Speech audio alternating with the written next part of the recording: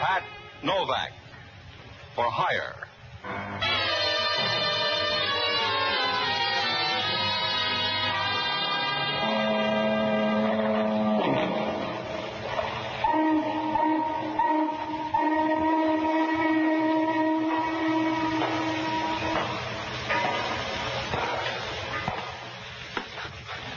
Sure. I'm Pat Novak for hire.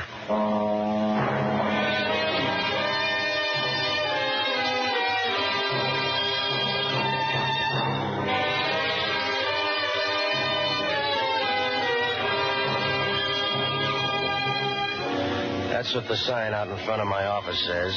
Pat Novak for hire. It's easy to rent yourself out and you make a few bucks, but sooner or later you get burned. It doesn't make any difference whether you're a man or a mouse. Because down on the waterfront in San Francisco, they build the traps both ways. Oh, everything looks easy, but sometimes they fool you, like putting shatterproof glass in a fire alarm box. And you gotta watch out every minute. Because down here, if you reach out to help a panhandler, the guy'll take your arm and hand you back the dime. I rent boats and deal any place. I'll give you a good trade-in on a second-hand soul. Works out all right. Sometimes you're on top of the heap, if you like the kind of heaps they got down here. But you got to get your laughs in a hurry, because you find out right away you're not going to make any more headway than a hummingbird in a wind tunnel. I found that out Wednesday afternoon. Must have been about 3 o'clock. The sun was out down at the far end of the bay. It put a head on the clouds down there and put the rest of the sky in a good mood. Over across the bay, it was a warm, easy yellow that made you think of a pound cake full of eggs. It was too nice a day to work inside, so I closed shop and started down to a pool hall on Market Street. I never got there, because on the way I stopped by the laundry to pick up a couple of shirts. It started right there, when the clerk walked over to me. He was full of fizz and the sort of guy who gets a bottle of hand lotion for his birthday. Well, Mr. Novak, is it? I don't know, is it? Yes.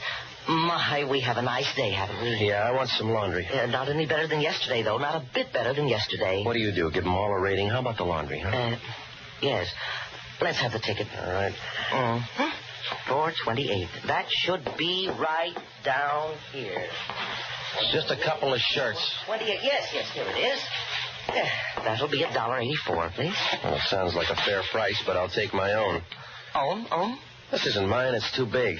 Are you sure? Look, I had a couple of white shirts. Now, you better look again. Well, the tickets match, you see, 428. You must be wrong, Mr. Novak. Now, look, fella, shirts don't swell. They shrink. The package is too big. Too big? Oh, well, we better open it. Yes. Well, see, I can wrap them again easily. Don't worry. Yeah.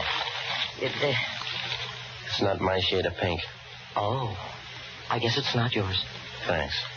Here's some men's clothing, too. How about these shirts? If I were a jockey, I'd take them. I want my own. Well, yes, of course you'd do it. Oh, goodness, I don't know what to do with myself. Yeah, you got a problem. How about these shirts, though? Oh, we've mixed up the tickets, and someone has your package. Who? I don't know. Maybe we can check on the collar markings. Let me see. Yeah. Yes, now, let me check in the book. Here we are. This laundry belongs to Earl Hayes. Yeah, where's he live? Are you going up there? I want my shirts back. Yes. He lives at 321 Dorset Place. Yeah, give me that gun. Oh, I'm sorry, Mr. Novak, and please apologize to Mr. Hayes. I'm so angry at myself, I don't know what to do. Yeah, be careful you don't stop a hole in the floor. See you later.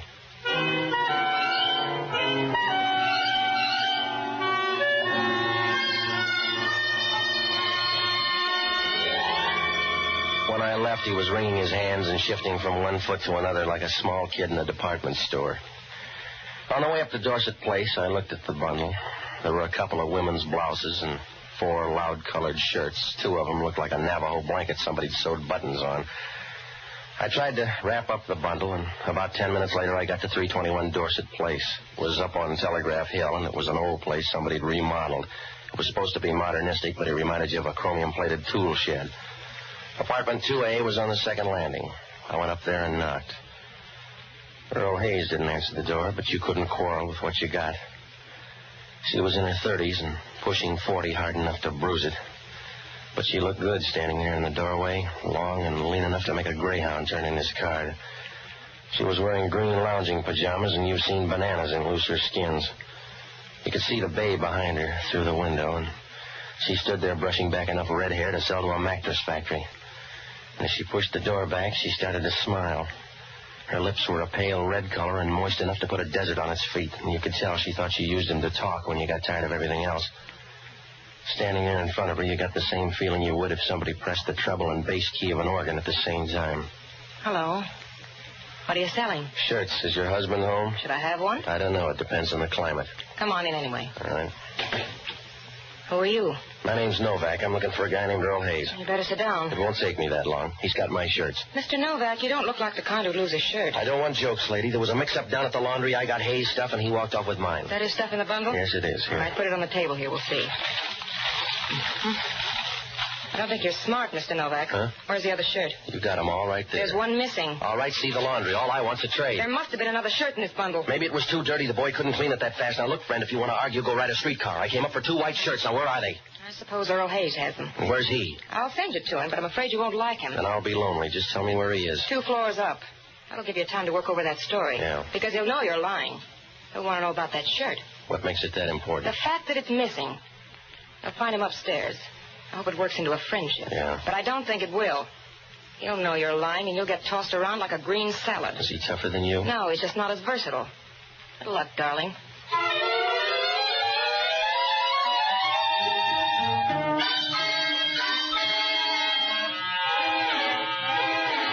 When she said good luck, you knew she was just being polite and didn't mean it any more than the hangman when he tells you to watch your step. When I left, she was over by the window, leaning back against the table, as shy as a runaway boxcar. And you got the idea she'd be fun to know if you had a lot of money and an oxygen tent. Well, I rolled up the bundle, and I started for the 4th floor. I knocked on the door, and when it opened, I knew I had high bid for trouble. I could see into the room, and there were 3 or 4 gonifs sitting inside. They had a dull, anxious look, as if they were trying to find another worm to pull apart. They were the sort of guys who might have been born, but you wouldn't want to bet on it. The one in the door was a big guy with bushy eyebrows that met near his nose, and the way they ran across his face, you got the idea he got tired of the old ones and grafted on a vine instead. His face wasn't much better. It looked more like a relief map than a face. It was pockmarked and the color of moldy bread, and you knew if a woman kissed him, she'd get blood poisoning. Hello, Novak. You Earl Hayes? Enough to suit you. Come in. You're good at guessing names. So a little bird told me. Yeah, I saw her. She's got nice feathers. Where's the shirt? Here's the bundle. Take your pick. I don't like any of these, Novak. That's all I got. Where's the shirt, Novak? Just wear a collar, mister. You don't need a shirt. Yeah, I won't need a memory for you, fella. Suit yourself. Tell me about those shirts. Hello, Earl. Come on in. We got your boy. Who is he? You made a deal. You know his name. I never saw him before, Max. He looks different now. He came up with some of your shirts. That's true. I went by the laundry. Said a guy named Novak picked up the shirts. Except one of them's missing. Couldn't be missing. They're all in one bundle. Ask him then, but do it nice. He's touchy. He doesn't have to ask. Now, look, mister, if you're Earl Hayes, I want my shirts. Give us the other one. We'll make a trade. You got the best deal you're going to make, Hayes. Now, I want those shirts. Get yourself a loom, then. All right, Joe, get his on. Let go. Wait a minute, Max. Sit down, Hayes, or we'll take your ticket away. That's it. Now get his other arm over there. One of you keep your eye on Hayes. All right, Novak. It's you or Hayes. Make up your mind. I got it made up about you. You're gonna tire first, Novak. Where's that shirt? I don't know. Try Hayes. He looks healthy. Hold him up. He's slipping. You need handles? Hold him up. You're running out of chances, Novak. Where's that shirt? I don't know. Hold him up. Why? If you can't find the reason, don't. All right, Hayes. How's your temper?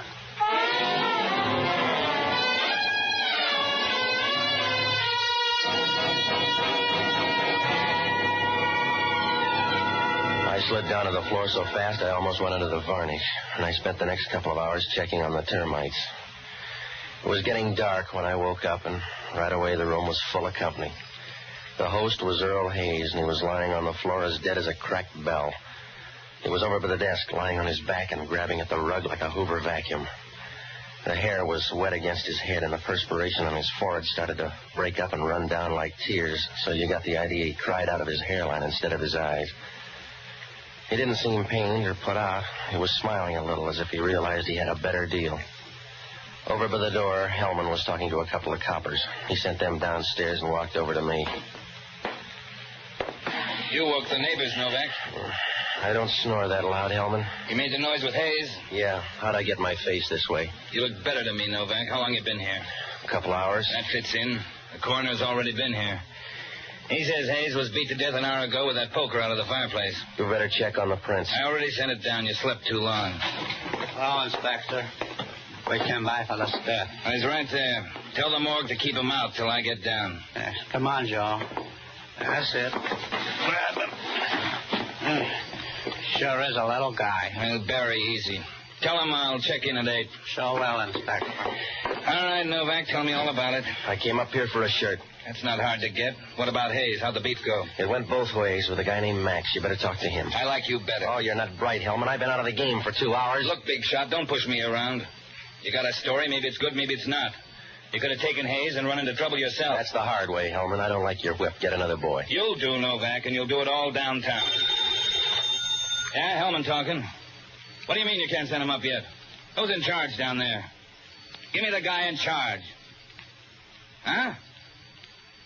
Well, 2 guys just came up here. You must have sent them. They were here. You must have sent them. Yeah. Well, you can send them for me. Don't tell me, Hellman. Oh, it couldn't happen. No, it couldn't happen to anybody but you, Hellman. It's going to look real good, too, when they find out you let 2 strangers walk in and steal a body. I don't understand it. It's simple, Hellman. You better go in and rob that bed right now. Because when they're through kicking you around down at headquarters, you're going to need a sling. And with a figure like yours, it'll take a good-sized bedsheet.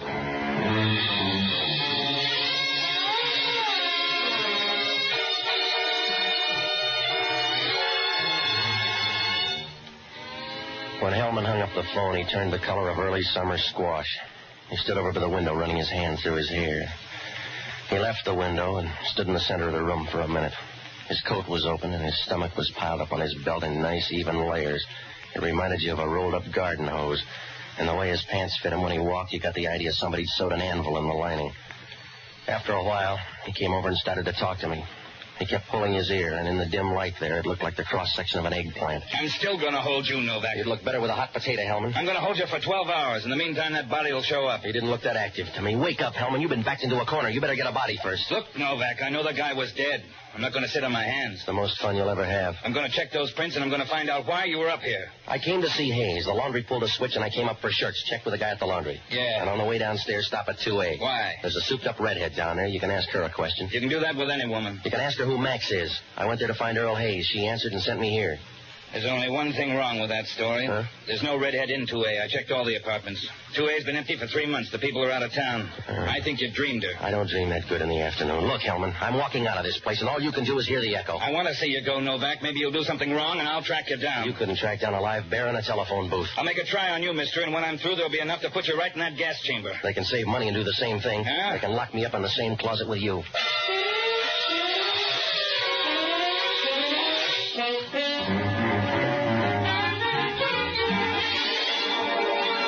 When I left, Hellman was wandering around like smoke in a drafty room. I picked up Earl Hayes' shirts and ducked by the laundry, but the clerk was gone and the place was closed tighter than the lid on a city scandal. Well, I tried to think back, but nothing made sense. In the first place, what made that shirt so important? And why did the laundry clerk have the wrong address for Earl Hayes? And the main hooker was that body disappearing. Why? If Max killed him, they were in the clear. Why take a gamble like that just for laughs? I knew I had to get some answers pretty soon because Hellman wasn't an easy guy. He was a tough, hard cop with a heart big enough to hide behind a piece of birdseed. Well, I had a couple of places to go, so I looked up Jocko Madigan. He's a good guy, and he used to be a smart one, except he didn't like the San Francisco fog and worked out one of his own. I finally found him in the hunt room at the Bellevue Hotel. The crowd was at one end, and he was down at the other. I found out why. Make it one for my baby and one more for the road. Now, wait a minute, Jocko. Ah, Pepsi. I'm singing a little sentimental ballad. All right, Jocko, now you've had enough. Pepsi, I'm as sober as the next man. I've been drinking since 8 o'clock this afternoon, and I'm as sober as the next man. Now, stop it, will you? Patsy, you know I hate whiskey. But do you realize that 85% of the human body is liquid? Yeah. Now, is there any sane reason why all that should be water? Of course not. It isn't fair. That's why we have communists. Jocko, I'm in trouble. Of course you are. Knowing you, Patsy, is like walking hand in hand with a moral pygmy. All right. It's true, Patsy. You have no moral sense. All you have is a small bundle of regrets, something which you drag out periodically as proof of your decency. Will you listen? But you're not even decent enough to regret the things you've done. From some of your conversations about the only things you regret are the things you haven't done. The only reason you haven't caused more trouble is that you're not fleet-footed enough. All right. You're hopeless, Patsy. You're like some overripe planet, disemboweled and thrown from the skies. You don't know where you're going, and you can't remember where you've been. Your only joy is motion, and your only sensations are heat and cold. You all through, Jocko? Yes. What kind of trouble? Hellman wants me for a dead guy. Where is he? He was up on Telegraph Hill, but he's gone now. He didn't die long, did he? Somebody took the body away. That's a funny thing to collect. Oh, none of the story lays right. The guy's name was Earl Hayes. There was a laundry mix-up, and I went up there to trade. Yes? Now, look, I want you to hop down and find out everything you can about Earl Hayes. Find out who his friends are. Find out where he's from. And see if there's a guy named Max anywhere, will you? Where are you going? I gotta find a girl. I felt that way myself earlier tonight. Will you hurry, Jocko? We don't have time to run your love life. Yes. Well, time is a minor drawback anyway. Good night, lover.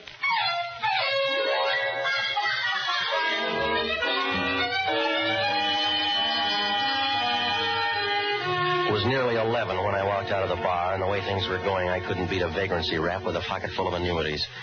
I had to find that girl someplace, but it wasn't going to be easy. You might as well try to French fry a kettle of bones. I went back up to that apartment to see if she left a pointer anywhere. Hellman had a copper out in front, but he was sitting in somebody's new Nash reading a comic book. I went all through the apartment, and on the way out, I spotted the matches in the wastebasket. The folder had been used up, and on the outside it said Bonton Club, Duval Street, Key West, Florida. Well, that was the first break I got. Most people use their matches fast, so if she was using Key West matches, it must have meant something. I got onto a phone booth and started calling up the hotels. Finally, a hotel up on Taylor said they had a Miss Rhoda Warren on the register from Key West, Florida. For $5 a bellhop will tell you anything, so he said she was a redhead. I still didn't know, and when I went up there, she wasn't in. Well, I had to get back to my place for Jocko's call, and when I walked in, I got sorry about that $5. Hello, Mr. Novak. You keep bad hours. So do you, and your name's Rhoda Warren. You like the name? Yeah. Go ahead and use it. It's a phony. How about Max? I don't even know him. When you called him today, it was a wrong number. Oh, please, Mr. Novak. You're not big enough for menace. No? No, you're like everybody else on the waterfront. You got some muscles, a few stage whispers, and 30 cents in your pocket. So don't try to make a sale. Except you'd like to buy that shirt. Yeah, if you want to sell it.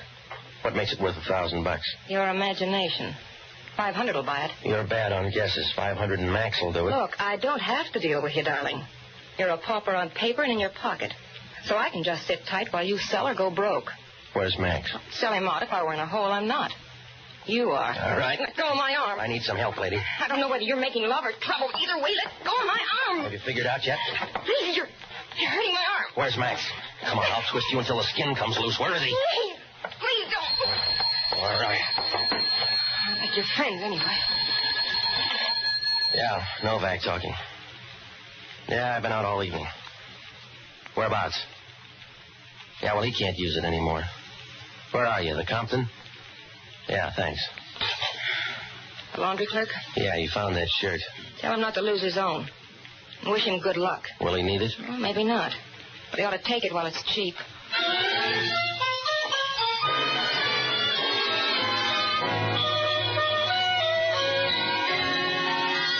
I knew it wouldn't do any good to press her for Max now. If she was going to tip her mitts, she'd do it on her own. I left my place and grabbed a cab for the piers. I got out near Market and walked over to the laundry. The back window opened up like a hunk of sky after a bad rain. I found the shirt lying out on the table. It looked like the rest of Earl Hayes' shirts, except for one thing. The collar was full of writing, a few letters and a lot of numbers. I took them down, left the shirt, and headed for my place. I got one of those shirts from that bundle and copied in some of the same numbers. Then I picked up a cab for Rhoda Warren's hotel. For another fin, the bellhop went blind, and I got into her room about 12:30. Her room was empty, but her bags were packed on the bed. I took a 60-40 chance and planted the shirt in the bottom of one of the bags. I told the bellhop to tip me off when she came in, and I started back to my place to wait for Jocko's call. I did about as well as a bottle of scotch in a Louisville bar. A squad car picked me up at the corner and said Hellman had a call out for me. About 20 minutes later, we pulled up to Pier 19. Hellman was waiting there, moving around like a pea in a boiling stew. Hello, Novak. Walk me down the pier. Find a crutch. What's on your mind, Hellman? Walk me down the pier. All right, but I won't take your arm. We found the body. How, radar? Almost. The Coast Guard boat spotted him floating in the bay. They radioed in. We're hauling him up now. Yeah. We're all busy. I found a shirt, too. Well, we may not need it. Those fingerprints worked out just right. Well, if they're mine, it's too Pat, Hellman. You're too smart a cop to buy that kind of plant. I'm a smart enough cop to hold you, now that we got Earl Hayes. Here we are. Yeah. You got him down there? Yeah, we're passing him up. Grab a hold there. Here, I'll get him. All right, Paul. Well, here he comes. There. Well, that water sure changed him, Hellman. There's a mistake. He read his identification. They said it was Earl Hayes. Another plant, Hellman. He's the laundry clerk. What was he doing out in the bay? Maybe that's the way they do the laundry now. I'm going home, Hellman. You better stand on his chest. Huh? That way they can't steal him without taking you, too.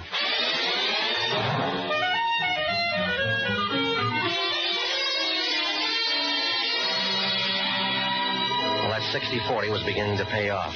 Somebody was gathering up the loose ends, and it was going to be easier now because things were getting tight. But you can say that for a lot of wedding rings. So I bummed a ride, and I got to my place about a half hour later. I had some trouble there because the cop on duty wanted to take me down to Pier 19 again. He looked wistful, so I told him about a place down the street where he might catch a peeping Tom, and I finally got rid of him long enough to get up to the room. As I walked in the door, the phone was ringing. Yeah. Hello, Patsy. This is Jocko. What'd you find out? Earl Hayes was popular. Anybody could have killed him. For instance? There's a lot on him in the Chronicle morgue. He's wanted for smuggling. Yeah? What else? He had a girlfriend. Her picture's here. What'd she look like? Oh, I haven't had enough experience. It's the same one, I guess. What else?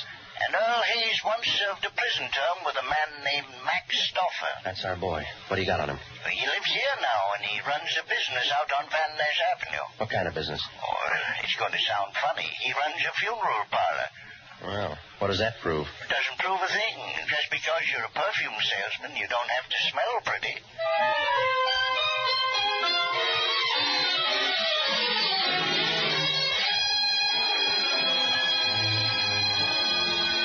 When Jocko hung up, everything began to slip into place. I could see now why everybody wanted that shirt, and the reason why Earl Hayes disappeared was 10 feet tall. I called Hellman. He said he knew all about Max Stoffer, and we had a squad car on the way out. I met him at the corner of Geary and Taylor, and we rode out to Van Ness. Max Stoffer's funeral parlor was over near Pine. When we pulled up, the lights were out except for a lamp in the front room. Hellman walked in the front door without knocking, and we turned in where the light was. It was a big night for stiffs, and there were 3 or 4 caskets along the wall. In the center, over near the fireplace, there was a casket on wheels. The plate on the outside said a man named Peter Dawson had the lease. Hellman was about to start upstairs when a door in the back opened. Hello, Novak. What are you doing here? Is the man with you dead? Not too dead to talk to you, Stoffer. He's Inspector Hellman from Homicide.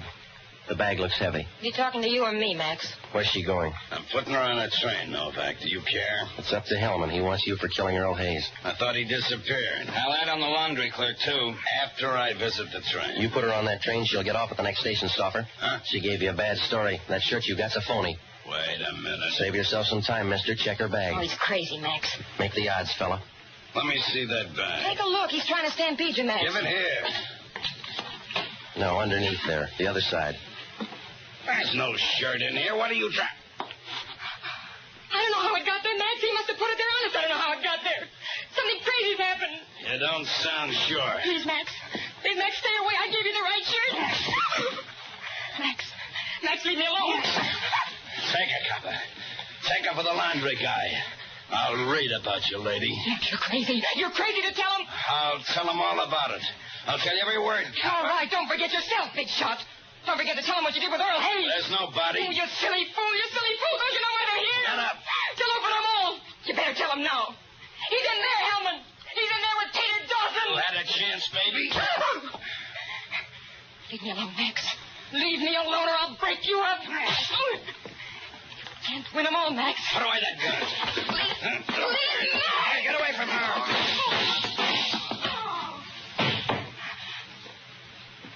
You don't need the gun anymore. No. Pick it up, Cutler. Well, you had a big night, lady. Yeah. What happened, Novak? You put that shirt in there and you lied to him. Yeah. You lied to him and he thought I did. He thought I lied to him. What's the difference? As long as you killed him, you still get a prize.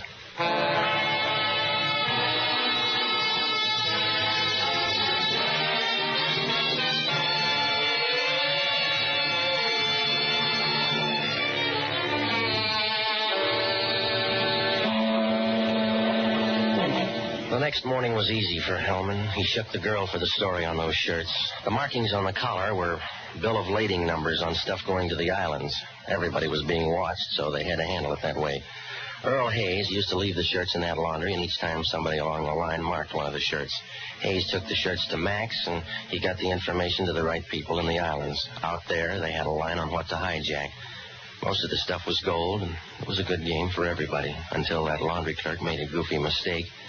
He got the bundles mixed, and he left one shirt out. When Hayes picked up the wrong bundle, the girl and Max thought a double cross was underway.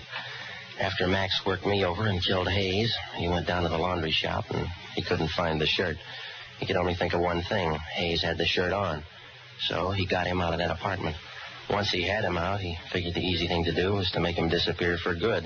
So he put him in a casket with another guy on his way to the boneyard. In the meantime, the clerk found the shirt and called me. The girl overheard the conversation and figured the laundry clerk had the shirt with him. She got in a beef and killed him. She went down to that laundry after me and picked up the shirt.